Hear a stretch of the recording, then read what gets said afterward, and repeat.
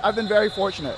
There is a little bit of luck to it, but I've worked really hard. I've tried to do my best to give this game everything I got in terms of just the time and commitment to these kids, because I do love the game. I love the game tremendously. You can't do this if you don't.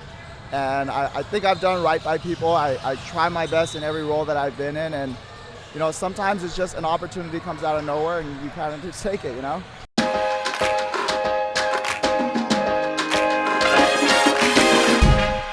Hi, Sett, Yes, coach sir. of the North Torrance Saxons. Yes, sir. Thank you for joining us. Thank you for having me. So you grew up in Alhambra. You're a product of Alhambra. Were you a point guard, a two guard? What were you? I handled the ball a little bit. I wasn't all that strong with the ball, but I played mostly the two. Okay. Ran a little bit of a 4-out pass and screen away type thing, so shot the ball a little bit, but we had a good big man. Who'd you fashion your game after? I was really scrawny in high school. I came off of screens really well, so I would say like a Reggie Miller type. Although I wasn't that I'm from great. Indiana. I know. I watched know, Reggie but- Miller eat up the. Yeah. I hope the Knicks fans aren't listening. Eat up those Knicks fans in those playoffs, but at 8 points in 13 seconds or something like that. So Reggie Miller style ball. Yeah, just couldn't outmuscle anybody, so I had to scratch and claw and kind of shoot my way through some things. Right-handed, yeah. Right-handed, yes, sir. Did you have a left hand? Could you dribble okay for your left hand? I know you weren't a great dribbler in general. I like dribbling with my left hand as a player, as a righty, because you can get to your pull-up easier with your left hand. Right. But I didn't dribble. Will you say that again to some of the players who probably know that intuitively but might not understand that intellectually? Yeah. So if you're going off your left hand, there's a little bit of a more rhythm to it, stepping in, especially with mostly your feet, really. But I like to always 1-2 off my left or right, and it just felt natural getting that ball right into it off a shot. Mid-range jumper threes? Mid-range. I love the mid-range. Off the where? Where exactly on the court? I like the left elbow. That's kind of That my was the spot. one. That's You kind of just what I kill him like. for 20 points a game. No, with that I left don't know elbow. about that. I knew how to play my role. All right. I took 5-6 shots a game, but that was it. Is that what you look for when you're recruiting players, when you're trying to find a team, is finding people that understand their role and can play that well? Well, we just want guys that are about the team, right? Not necessarily about their own success. We want guys that they come in, they go through the system, and they understand. And we tell our guys all the time, the individual success doesn't come unless the team is successful, right? We had our league MVP last year, who didn't play all that much before, but we had to make sure he understood. You're a league MVP and you're getting all these accolades because the team's successful, right? So as long as guys are buying in and, building and pouring into the team, that's kind of what we look for more than anything else. Is it easy for people to get that at that age? I mean, you're dealing with young men who don't have their frontal lobes fully developed. Is that tough to get? It's not just young men. I think now, especially with a lot of things, it's a lot of look at me and individualized and I'm sorry, say that again? It's a lot of like individualized stuff, right? It's a lot of look at me at any level right now. It's hard to get people to buy into the understanding of you're going to find your individual success as long as the team's successful, right? How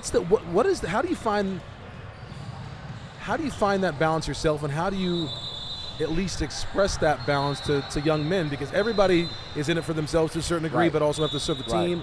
What's the balance? Is it different for each kid? Is it different for each coach? Well, there is a balance, and what I try to do as best as I can, I'm not doing a great job of it right now, but I use we a lot. We as a staff do a really good job. We hired really good people. I have Coach Ed Azam on my staff, who was a long-time legend at Westchester High School. I have his assistant, Tim Barnell, with me. I have 2 alumni that played at the school before I was here. Were those your choices to bring them on? A lot of them were my choices, and they reached out to me too. But the big idea is that our staff is very committed as a team. And I tell our guys all the time, our staff doesn't get what we want done without, all of us collectively doing our part, right? And it's not about me, it's not about assistant coaches or whoever, it's not about the star players, it's just we are committing to something that's bigger than ourselves. And oftentimes, it is difficult, and having some success helps with that. But it is a difficult thing at first, and I think it comes more naturally to kids. You just got to funnel them back into it, right? Because you watch the little kids play, they're all about the team. Yeah. Right. It gets beat out of them at some point. Does it get beat out of them, or is it just something that happens innately when people hit puberty or right around there? I notice my kids start getting more insular, more to themselves, not necessarily selfish, but just they're trying to figure out who they are on a primal level and an intellectual level? Is it that, I think it's a little bit of both. It depends on every situation, right? Sometimes you see situations where the parents want it more than the kids. I see. And I would say that's when they get it a little bit beat out of them. But sometimes they're seeing success from other people that are, doing a really good job of promoting themselves, and they think that's the avenue for them. Where we're a public high school, we're academics based, we're trying to be about the right things. And, I always say that the team's got to come first. It's got to come above me. It's got to come above our coaches. It's got to come above players. Yeah. So how do you get them to buy in? Is it trust? Is it consistency over time? Do you find the right players that are predisposed to feeling that way anyway? Or? Well, you got to hold them accountable, and you got to stick to your guns. If you can't listen, you can't play. Right? If you can't listen, if you're about yourself, you got to go. Right? Your talent doesn't necessarily serve all that much. If you can't listen, if you know everything, you can't be coached. If you know more than the people around you, you've got to go. Find a different space for yourself, right? So we've been really good about that, really good about being true to who we are and what we believe in. And it's been good to us so far. That's great. So you've had a kind of a meteoric rise to success in the short time you've been there, and you started during COVID, is that correct? I don't know about meteoric rise. We're still trying to get better every day. I'm still worried about practice on Tuesday. But I took over in that weird spring season where we had basketball all in spring. We had about a week of gym time, and it was like, here's your team, just get from point A to point B. Why did you take that job knowing those challenges? I interviewed kind of on a whim because I wasn't doing anything in the pandemic, and my buddy encouraged me to interview. I wasn't necessarily looking for a head coaching position. I had a really good time at St. Pius with Coach Dante Archie. That's right. I was going to ask about that. He sat down earlier today in that chair. Right. So you're one of his coaching tree. Is that fair to say? That's fair to say. I have a lot of mentors, and my year with him was really great. I learned a lot.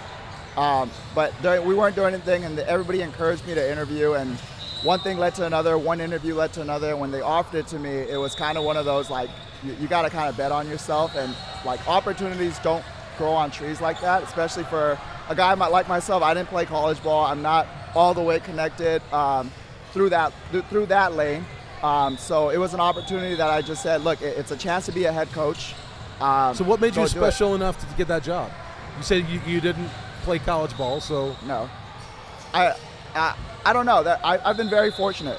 There is a little bit of luck to it, but I've worked really hard. I've tried to do my best to give this game everything I got in terms of just the time and commitment to these kids, because I do love the game. I love the game tremendously. You can't do this if you don't. And I think I've done right by people. I try my best in every role that I've been in, and sometimes it's just an opportunity comes out of nowhere, and you kind of just take it. Is your life a good illustration of good timing? Do you have a lot of those moments in your life that good timing just seemed to? I think so, because like the Pius job, it came kind of, the old AD over there, I met him through West Coast Elite. I just got out of college. I graduated in engineering. I didn't want to do engineering, and he's like, hey, look, we have a math teaching position here. Come teach math at our school. And I took the math job, met Coach Archie, and one thing led to another. And that was really fortunate because we had an amazing run in his turnaround year, and we won a CIF title. So it's just been a lot of really good, fortunate things. But, I've kind of prepared for it too. I've coached the JV level. I've coached rec ball. I've trained kids that didn't make the high school team that wanted to make their freshman JV team. So it's not like it came out of nowhere. There's been stuff that built up to it, but timing and good fortune is a part of it. You got your master's at LMU in education? Yes, sir. Why was that important to you as a coach, as a high school coach, to get your master's in education?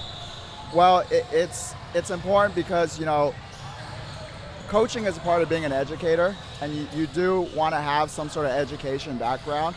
It also just really happened to work out for me that at Pius, while I was there, they had a program that allowed you to get your credential and your master's in education at the same time at a discounted cost at LMU, because I was teaching at a private Catholic school. And when I transitioned over, LMU was really great about letting me continue that program.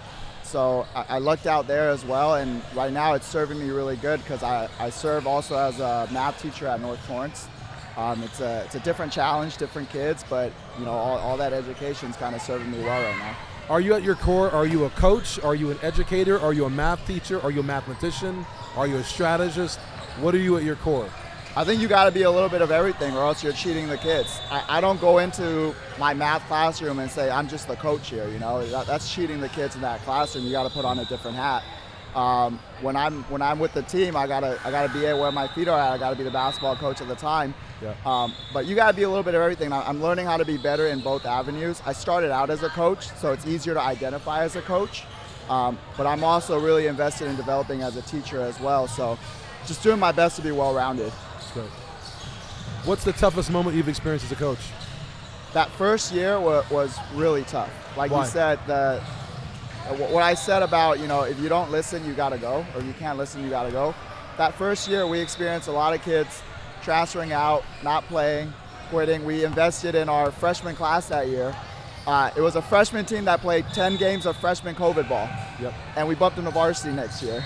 And we took our beatings that year with, I think we had a total of 7 15-year-old sophomores that only played 10 freshman basketball games a year before on varsity. And we invested in them. We lucked out. We got a couple of kids that came in and really transformed our program, and we had a great year last year. So again, that was good timing too on everything. What are you building towards? We're just like I said, we're trying to be the best we can every day. We want to get a little bit better each year. We want to make sure our success is done the right way. We want to build what we have. We don't want to look too far ahead. I'm always a believer in being where your feet are at. Right now. What do you mean by that? For example, when I was at Pius, I wasn't thinking about being a head coach. It just so happened that the opportunity presented itself in Rise. Right now, I'm not concerned with where this program can go. I'm concerned with our next game at 2 o'clock. You know what I mean? So just trying to get better every day, and when opportunities are there to get better, just take them. Is that how you live your life in general, not just as a coach? I try to, yeah. Yeah, I try to. Where do you learn that from? Is that your parents? Is that a book? Is that just knowledge that you've acquired along the way? My parents are, and thank you for asking that, because it's a great opportunity to shout out how wonderful my parents are. My dad works extremely hard, blue-collar guy, worked hard his whole life. My mom works extremely hard as well. Is that where you get your work ethic from? Yeah, she's in education too, but she does something a little different, more fun. She watches the little kindergartners and kids in the playground and makes sure they're safe. So I get that from them, and also I've had great mentors. When I first started out, my high school assistant coach gave me my first start. Brian Gonzalez is a wonderful person, still a head coach at Alhambra High School. And like I said, having Coach Zam now in my life, he's done it all, winningest coach in city selection history. And we talk a lot about life, basketball, and everything. He's really helped keep me grounded, helped me with a lot of whatever anxieties or pressures that I might be dealing with. And he's very good about seeing it before I see it. So having that and having that sense of security of somebody that's done it all in my corner, kind of guiding me and telling me I'm doing the right things, it's reassuring. So I'm just trying to stay on the path that I'm at. Is that what you're trying to do to the young men that you're coaching? Yes, sir. Let's be that kind of... Yeah. We just want them to work hard. Everything will fall into place if you put your best foot forward. And if it doesn't fall into place, there's no regrets, because you gave it everything you have, and just be steady. Don't worry too much about being far ahead. Worry about the next play. Worry about the next class. Like after practice, you got to worry about first period in the morning and getting to school on time. Right? Don't worry about basketball. Yeah, you got to get to second period, and then how does one do that? Because it's an ostensible paradox, right? You need to be thinking about college or play in the fourth quarter or whatever, but you need to be thinking about the world that's bigger than you, or I should say, how do you do that? Or how do you tell your student athletes to do that? Because they should be in the moment, or adults should be in the moment, but at the same time, you have bills to think about next month, right, and a family to raise, or young men and women have college to think about, right, or how to grow up. How do you balance that dichotomy? Or is it a dichotomy? Well, you got to try to do your best, and it's easier said than done. I know it's a lot of coach talk, but it's easier said than done. You got to control the things you can control. Worrying about it isn't going to make it happen.